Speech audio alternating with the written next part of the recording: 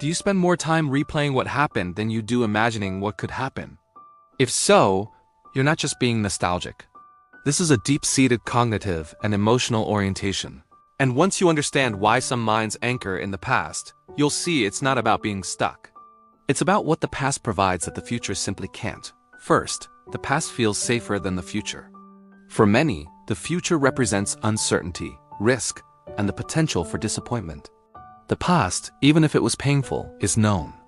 Our brains actually prefer familiar pain over unknown possibilities. When you think about the past, you already know what happened. There's no anxiety about the outcome because it already occurred. There's no fear of failure because the results are final.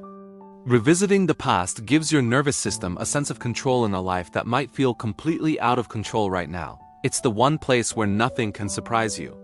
But here's where it gets deeper. Unresolved emotional experiences constantly pull our attention backward. People dwell on the past when something never reached emotional closure. Unanswered questions, unspoken words, relationships that ended abruptly, moments of failure that were never fully processed. This is linked to rumination, where the brain repeatedly replays events, trying to fix what can't be changed. The mind isn't just reminiscing, it's trying to resolve unfinished business. What if I had said this instead? What if I had left sooner? These aren't idle thoughts. They're the brain's desperate attempt to close an open loop. And until that loop closes, the mind keeps returning. The third pattern is that the past holds our identity while the future feels undefined. Many people anchor their sense of self in past roles, who they used to be, what they once had, how life made sense back then. When the future lacks clarity, the past becomes the last stable reference point. Psychologically, an identity without a vision pulls attention backward. If you don't know who you're becoming, you cling to who you were. If you can't see where you're going, you keep looking at where you've been. If the future feels empty or terrifying, the past becomes the only place you still recognize yourself. I was happy then. I was confident then. So you return because at least there you knew who you were. Loss and disappointment also distort our focus on time. After a major betrayal, failure, or loss, people often stop imagining the future. Not because they don't want to, but because hope feels unsafe. Thinking forward requires emotional investment. It requires a belief that things could get better. It requires being vulnerable to wanting something and not getting it. After pain, the mind protects itself by staying in memory instead of expectation, because memories, even painful ones, can't hurt you again. But hope? Hope can be devastating. Dreams can fail. Future plans can collapse. So the brain makes a calculated decision. It's better to live in what already happened than to risk being crushed by what might not. There's another interesting insight, a heightened sensitivity and depth of processing. People who think about the past a lot are often emotionally perceptive and introspective. They don't just experience events, they analyze their meaning. This depth makes memories stick harder and last longer. While someone else moves on from a conversation, they're still processing the subtext. While someone else forgets a moment, they're replaying it, extracting lessons, and noticing patterns.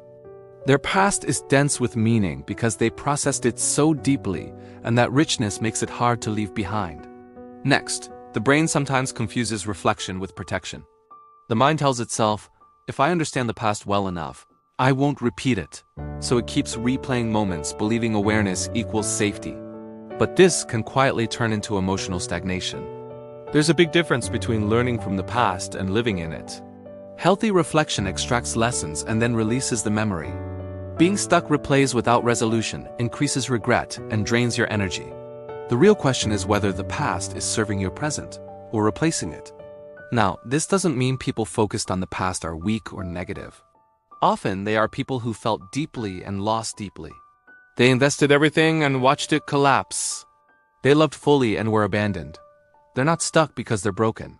They're stuck because what they lost mattered. And when something matters that much, you don't just move on. You carry it. You revisit it. You try to make sense of it all. Here's the truth that changes everything. People who live in the past aren't refusing the future. They're waiting to feel safe enough to imagine it again. They aren't choosing nostalgia over possibility. They're protecting themselves from the devastation of hoping again and losing again. The future stopped feeling like a place of potential and started feeling like a place of risk.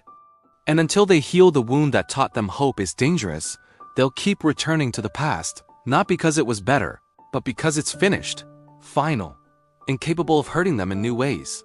So if this is you, if you spend more time looking backward than forward, please understand this. You're not broken. You're just not ready yet. Not ready to hope. Not ready to risk. Not ready to invest in a future that might betray you the way the past did. And that's okay. Healing doesn't happen on a timeline. Safety doesn't return just because someone told you to move on. But here's what you need to know. The past can't give you what you're looking for. You can replay it 1,000 times and the ending won't change. The closure won't come. The answers won't appear. What you're searching for in the past can only be built in the future. You don't need to forget the past. You just need to stop letting it be the only place you feel real. If this resonated with you, subscribe for more content like this. And let me know in the comments, what moment do you keep replaying and why do you think you can't let it go? Thanks for watching.